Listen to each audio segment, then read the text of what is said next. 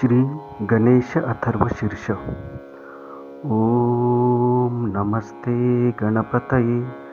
त्वमेव प्रत्यक्षं तत्त्वमसि, त्वमेव केवलं कर्तासि, त्वमेव केवलं धर्तासि, त्वमेव केवलं हर्तासि, त्वमेव सर्वं खल्विदं ब्रह्मासि।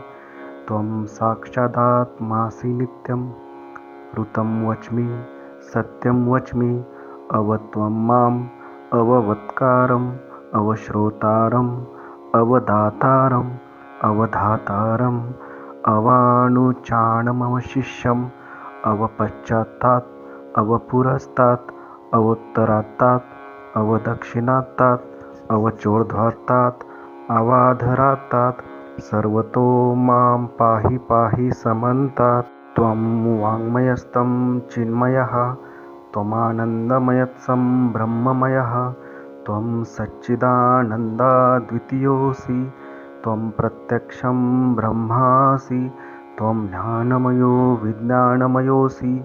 सर्वं जगदिदं तत्तो जायते, सर्वं जगदिदं तत्त्वस्तिष्ठति, सर्वं जगदिदं त्वयि लयमेष्यति, सर्वं जगदिदं त्वयि प्रत्येति। त्वं भूमिरापो नलो निलो नभः, त्वं चत्वारि वाक्पदानि, त्वं गुणत्रयातीतः, त्वं वस्तात्रयातीतः, त्वं देहत्रयातीतः, त्वं कालत्रयातीतः, त्वं मूलाधारस्थित्योऽसि नित्यं, त्वं शक्तित्रयात्मकः, त्वां योगिनो ध्यायन्ति नित्यं। त्वं ब्रह्मा, त्वं विष्णुस्तं रुद्रस्तं इन्द्रस्त्वम् अग्निस्तं वायुस्तं सूर्यस्तं चन्द्रमात्स्वं ब्रह्मभूर्भुवस्वरो। गणादिपूर्वमुच्चार्य वर्णान्दीन् तदनन्तरम् अनुस्वारः परतरः। अर्धेन्दुलसितं तारेण रुद्धम् एतत्त्वमणुस्वरूपं।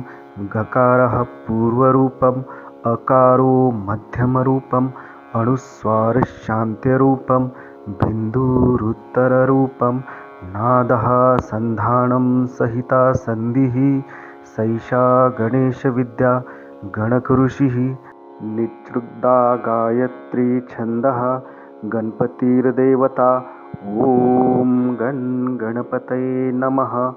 एकदन्ताय विद्महे वक्रतुण्डाय धीमहि, तन्नो दन्ती प्रचोदयात्। एकदन्तं चतुर्हस्तं पाशमङ्कुशधारिणं, रदं च वरदं हस्तैर्बिभ्राणं, मूषकध्वजं रक्तं लम्बोदरं, शूर्पकर्णकं रक्तवाससं, रक्तगन्धानुलिप्ताङ्गं, रक्तपुष्पे सुपूजितं, भक्तानुकम्पिनं देवं जगत्कारणम् अच्युतम्, अविर्भूतं च सृष्ट्यादौ प्रकृते पुरुषात् परम्। एवं ध्यायति यो नित्यं स योगी योगिनां वरः।